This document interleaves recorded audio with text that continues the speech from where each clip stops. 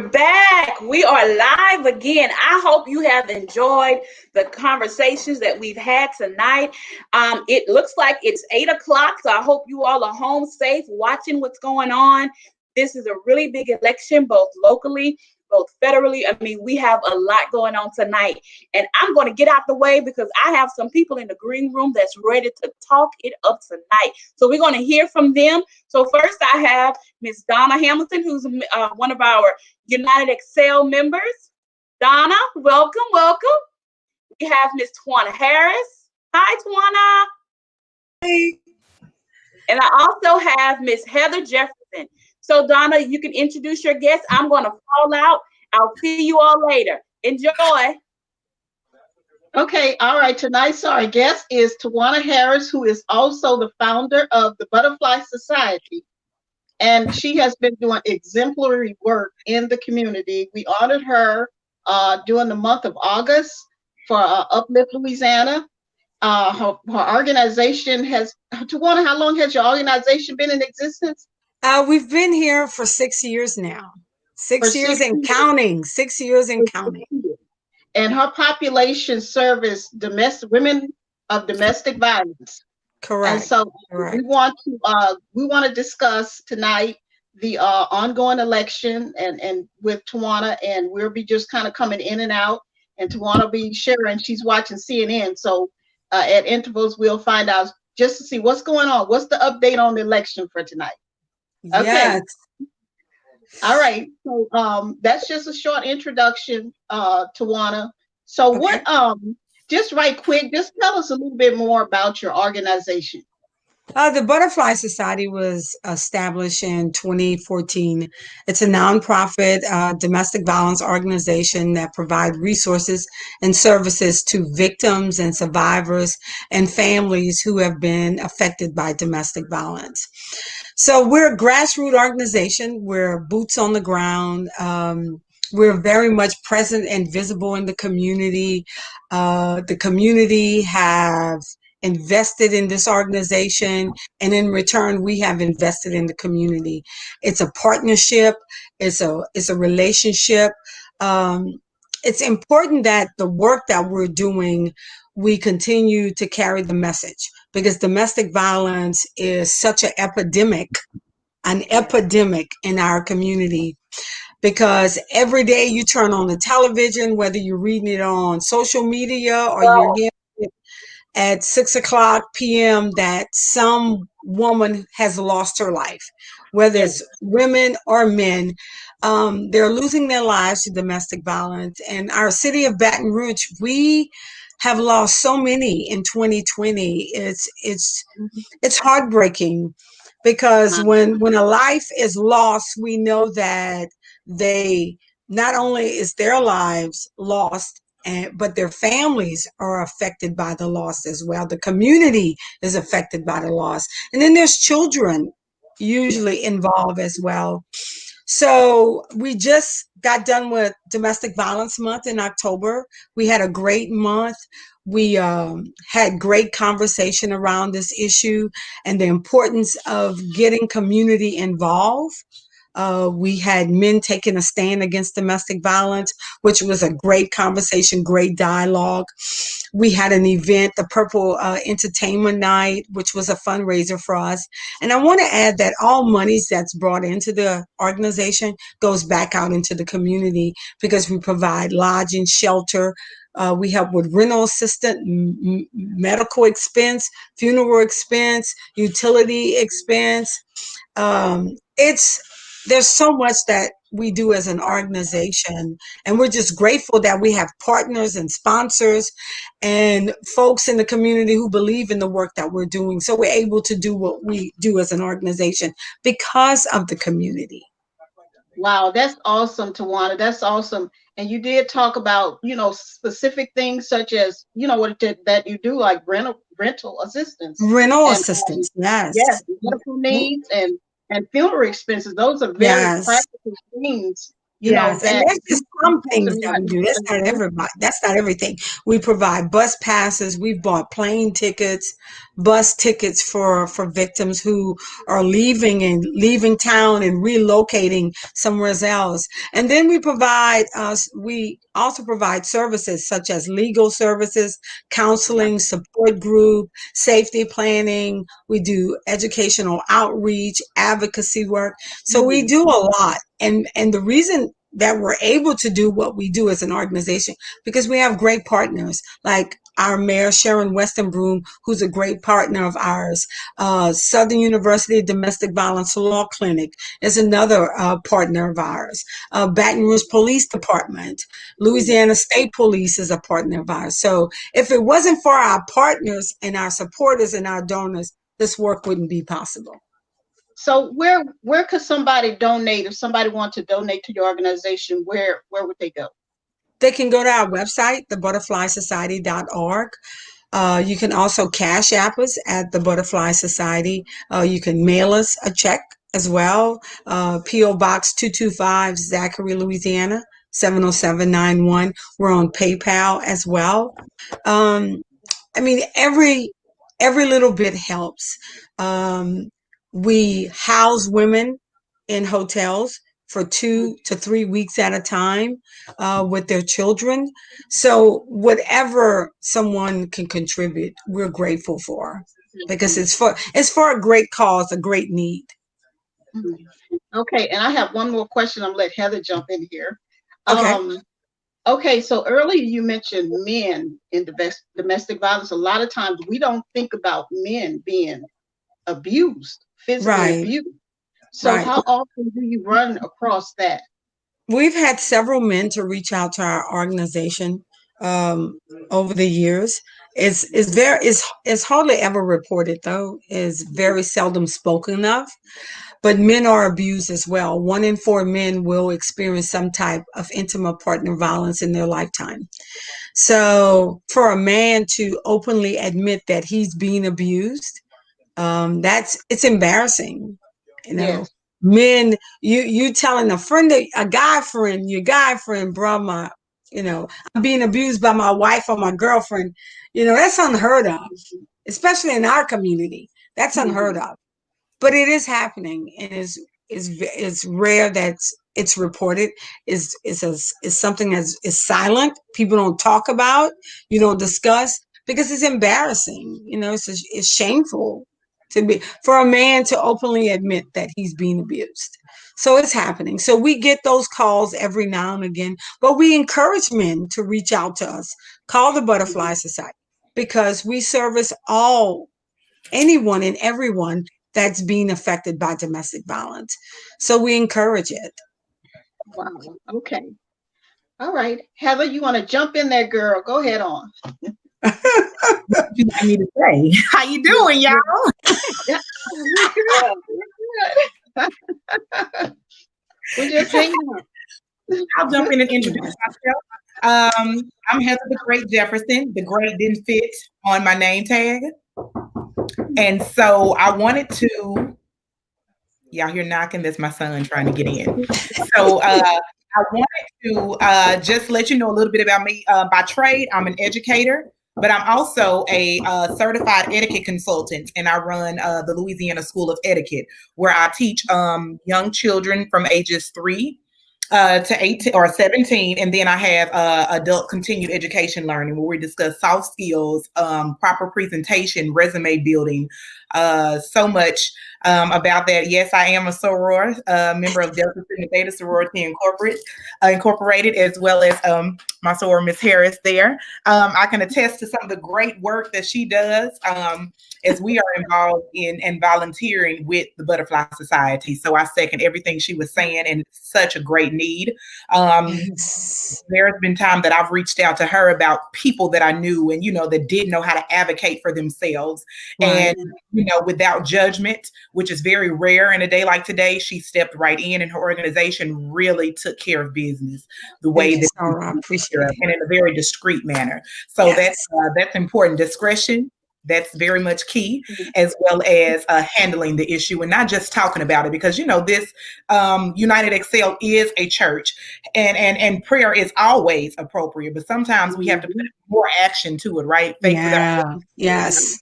When you have organization and people who actually put motion, like United Excel, even for example, behind just the words, then hey, you got something going good there. So good. I'm a mother, I'm a parent, mother, parent. That's separate. I don't know, but I'm happy to be here and get this conversation going. Let's talk about it. Yes. Thank you. Well, I guess we'll talk a little bit about the election right now. Of course, we got our big night here going on. And I guess maybe, since we're all girls here, women on the phone, on the call, let's talk about a little bit about the role of women in this election. The role that women play basically really in an election. And from my understanding, and, from statistics, Black women, African-American women, or like one of the highest as far as voting. We vote, we come out and vote, in high numbers. We're one of the highest demographics for voting. So let's talk a little bit about us, women in voting. We always come to save everyone. We know how to make it happen. Okay. One thing any candidate can do is count on the women vote, especially Black women. And we have seen it over the years in past history that, and I think about, what was it, South Carolina, Senator Jones. Remember when Black women showed up in South Carolina just 4 years ago, maybe? And he was on the ropes. And Black women showed up in South Carolina and showed out and carried him over the threshold. But what I find disturbing is once you get in, you forget who has brought you over the threshold. It's like, all of a sudden they get amnesia and totally have forgotten that Black women did that for you. So you're indebted to us. And when it comes to our issues, our concerns, and our needs, that should be at the top of your list. But they so quickly to forget who brought them over the threshold. And we see it time and time again, how as Black women, we show up, we're powerful in numbers. And we carry everyone on our back. And we make it happen for them. But when it's time to reciprocate, you can't be found nowhere. So that's my argument. That's my argument when it comes to us always showing up and getting everyone. It came out. What'd you say? When I got that accent, when that accent came through at the end of that statement, I already knew you were serious about what you was talking about. But I mean, so women in voting, just think about voting. And when you said Black women specifically, it just kind of even shifts it and catapults it to another dimension. We talk about voting and we talk about women all the time, but we can't be compared to our counterparts, our Caucasian counterparts, because we're even considered beneath them. So you have a white man, you have a Black man, you have a white woman, and then you have the Black women that are at the bottom. We're looked at as being angry, and we even saw that even with Kamala Harris, Senator Kamala Harris, with her, reactions and just her during the debate. She had to watch how she behaved, how she responded. She had to allow herself to be trampled on so that she wouldn't be targeted or be labeled as the angry Black woman when her counterpart would have fly in her head, was able to behave and act however they want to act and behave, and it's looked at or deemed as being masculine or taking charge or really. So when you think about history about the women's suffrage march, it means a lot to me. Okay, I have this letter, "Power in Our Vote." And when I say our vote, our as in women, and so women do show up in numbers. But when we look at that word, our, Oh, she got lost. She's frozen up on us. She's frozen up on us. She may come back in. But while she's there, I just wanted to say, like you say, we women take care. We look after everybody else. We're taking care of everybody else. And I made sure that I had two men, that African American men, that voted this time, who's never voted before. My son, Oh, wow. my son is 22. I made sure he registered to vote this year. He'd never voted before. And my oldest brother, who's in his 60s, had never voted. Wow. I made sure I got him registered. So I was determined to bring others along with me to that voting booth that hadn't voted before. So yes, wow. definitely, yeah. That's awesome. That is awesome. That's us and our vote. That's us and our vote. And as you were saying earlier about how we're not at the table.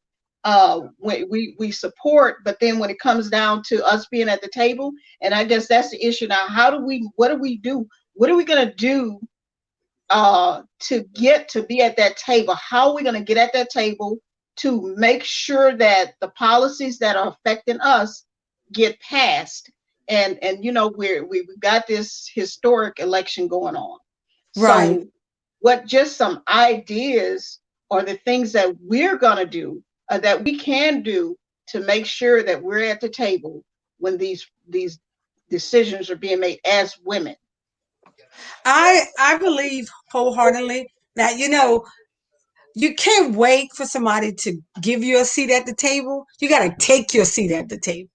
And one of my sorors say, she keeps a chair in her car, that in case somebody needs a seat, she has that extra chair for him to have a seat at the table. You have to take your seat at the table and quit waiting for them to invite you to the table, because there's a great chance that's not going to happen.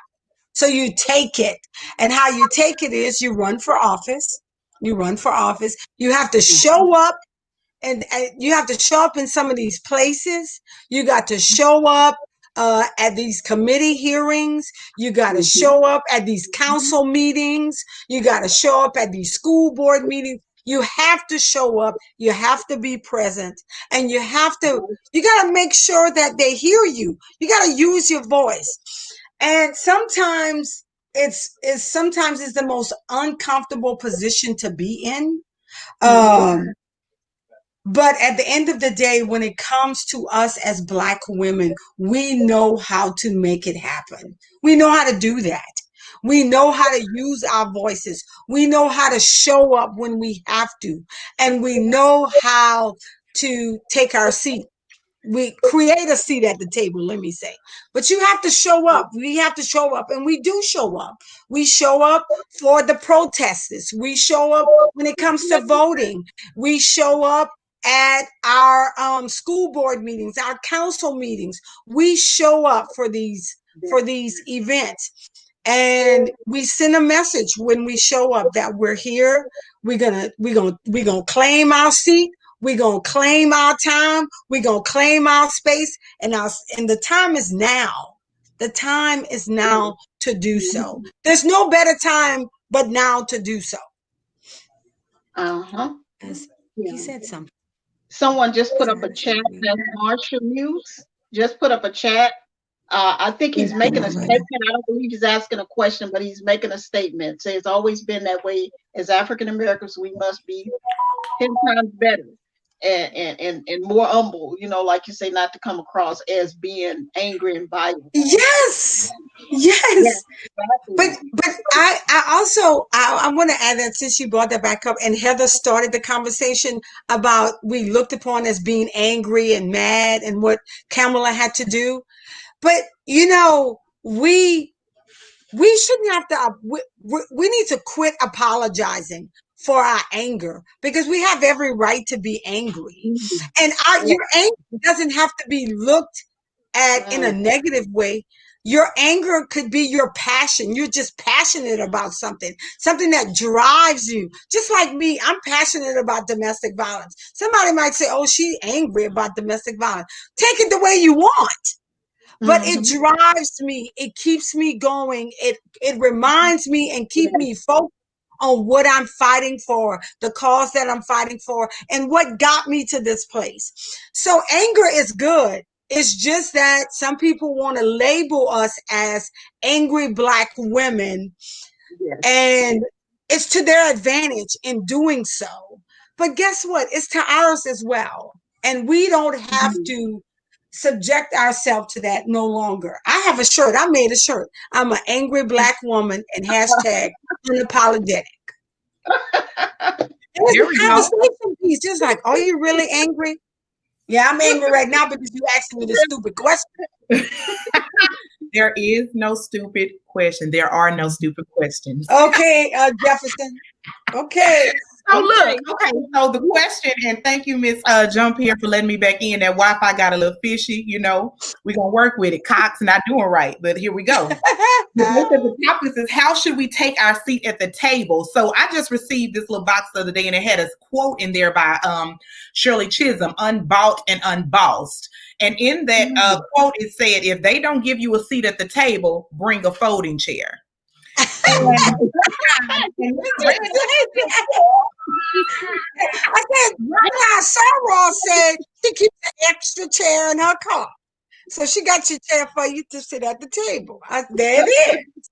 There it is. So let's jump to the polls. So Tawana, are you looking at the election? What's going on in the polls right now? North Carolina right now, Joe Biden is beating Trump 50.5%. It's 16 electoral votes. Biden is winning in Ohio. They just went off. He's winning in Ohio. Biden is. Yeah, so I think they maybe when I last saw it, they were like 30% in the election. The votes had come in about 30%, and they're saying that if Trump loses Ohio, it's over. Okay. Well, Biden is winning. For him, he will not win the election. They say no without Ohio. No Republican president has ever won the election that didn't take Ohio. So if he loses Ohio, it's over for him tonight. So Biden is winning Ohio, and if that's the case, Biden wins Ohio, this thing is over with. Oh, update. Biden is winning Ohio. Yes, he is. Yes. Yeah. And you know, I just think that they sort of overestimate the whole thing about the Republicans going to the polls today. It was overestimated. I know everybody's a little gun shy from 2016, where everybody thought Hillary is going to win.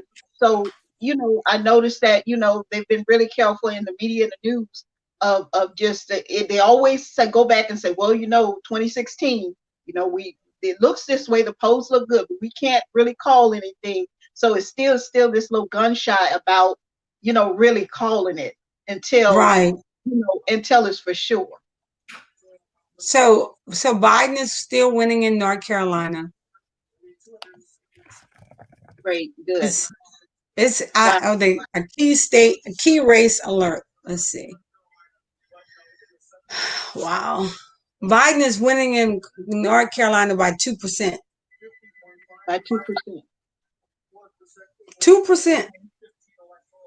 And I don't get that in North Carolina. Ohio, Biden is winning by 3% in Ohio, 18 electoral votes. 51% to 47%. 51 to 47. Okay, it's closing. He's winning in Pennsylvania. Only 11% of the votes are in. 62.2%. All right. Okay, wow. Oh, they neck and neck in Texas. Oh, wow. Neck and 49.3%. And 70% of the votes are in.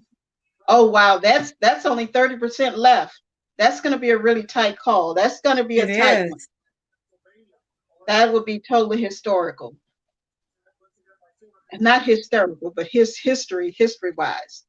But just right quick, I wanted to say that when I was in my sociology class some years back, getting back to the subject on women, on African American women particularly, it was interesting because African American women, they ranked the different groups by how strong they were, and African American women are the strongest group out of white men, black men, and white women. So what do y'all, do y'all see that? I mean, in what way do we interpret that? Or how do we see that? Where is said that we are, have been studied that research that we are the strongest out of the other three groups.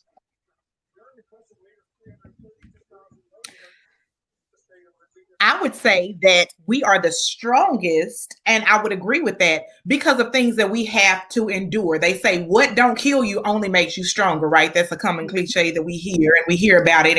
And when we have gone through the things that we've gone through, we've had to deal with the things that we have to deal with. We have to come up with ways to get around the system, even though we're most times better than the system. We have to be better. We have to be wiser. We have to be quicker. We have to be swifter. We have to be smaller. We have to, all of these things that we have to do to fit into this box. Then that forces us to greatness, right? We're tried in the fire, but then we seem to always come out as pure gold. There was a statement that say we cry together, we mourn together, and we're inspired together. And I think that that's a mantra that Black women pretty much don't necessarily say, but that's what they show from being from way back in slavery, from having to cook and clean up for the same people who ripped your family apart, or from the same people that raped you, or the same people that took your children and sold you on a cinder block, or, from these things. And we still had to maintain faith and still perform when it was time to perform. And still think about, even when we got home, we nurtured the children and we told them what was right from wrong, even though many times we weren't taught to read and we weren't taught or given the luxuries of life. Some way and somehow God still laid it in our hearts to be able to do the things and put the stuff. Yeah. And she gonna come back that we needed for our children, right? For them to grow and for us to become who we are today. We all came from Black women, even though TP don't look like it, she did. Yes. What did you just say? I'm picking. But you get what I'm saying, right? We've been tried in the fire, and that's it. She's a beautiful shade, and I love her. I had to pick. It's inside shade. That's my friend. You is crazy. Oh my God. That's my friend. I love that. You said so much. You said so much in those words, and you even reached back a little bit in history. Gave us a little history of what all we've been through. But I totally agree. And I agree with everything Sorrel said 100%. It is proven that Black women were the strongest. We know how to overcome. We know how to pull it together when it's hard to pull it together. We know how to pull it together. We know how to hold our families together. I mean, we are just cut that way. We just cut from that kind of cloth. And I'll never forget watching the movie Selma, and when Coretta showed up and at the church, remember? And Coretta said to the lady, I can't remember who she was, that she wasn't ready for this. She said, I'm not ready for all of this. I'm just not. She said, yes, you are. You've been ready for this. Because where you come from, your DNA says who you are and that you're well prepared to walk into this position, walk in the season with your husband side by side, because you're equipped, your lineage, where you come from. And that's all of us, where we come from as Black women, has prepared us for a time such as this, because our mothers and grandmothers and great grandmothers and aunts, and we are well equipped. But sometimes as Black women, we get tired though. We get tired. We don't want to always be strong. We want to have a day where we want to just throw our hands up and say, I just need a day to breathe. I want to breathe. I want to feel okay to breathe. I want to feel okay not to be so strong today. And we have those days, but overall, we are the backbone of this country. Okay? I'm going to just put it like that. We're the backbone of this country. We're the prayer warriors also. We know that the Yes. Bible had deemed us as the women to set the tone in the house. A lot of times the woman is the one who has discernment. The Bible says that that the unsaved husband is saved through the believing wife. There's been things that's placed in us, we're emotional being. And our birth is evident that our purpose is necessary. So in final words, no matter, this is such a historical election, right? We've been talking about, it's not about Democrat, Republican. It's about humanity, right? And and no matter what the outcome is, we know what the scripture says, right? That all things work together for the good to those that love God and are called according to his purpose. So with that being said, whatever the outcome may be tomorrow or the next 10 days, because we know it could, the ballots are still coming in, just to get up and hold your head high and do what we do anyway, right? We keep it moving. We put our boots to the ground. We make it happen with whatever we're given, because though it may look like a little, that God can turn our little into a lot. So my lasting words is to all women and to all people that could be tuning in, that your birth is evident that your purpose is necessary. Pastor Ella says that often in his messages. And because you're here, you have a purpose. And don't let anger and don't let outside forces and things that are going on in the government and things that are going on affect the way that you interact with your family and with your children and things that we have going on, because the race isn't given to the swift, to the strong, but to he who endures to the end. We're in a fight and we're in a race for humanity. But aside from the election, even when that's said and done, even if the person whoever it is, we want to win, right? We're not biased. Yeah. But after that, what is saying? And that's what I want to kind of leave with everybody. Whether it's Biden, whether it's Trump, after all of that is said and done, where is your soul? Because tomorrow isn't promised. So that's my last words for you guys. I love you and I enjoyed this segment. Well, amen, sister. Amen. Amen. That's a wonderful way to close out. So we're gonna we are 30 minutes, 35 minutes in the hour.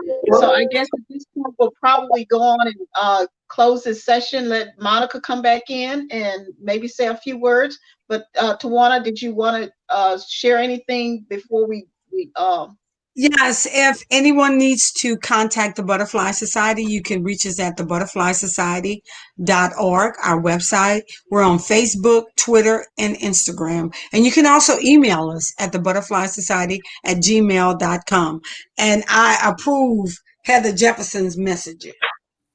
Yes, I do too. Okay. Okay. Well, Monica, I'm not sure she's trying to come back in at this point, but okay, here she comes. She's coming in now. I enjoyed your conversation. Thank you so much, ladies. I really don't have anything to say, but see you at 9 o'clock.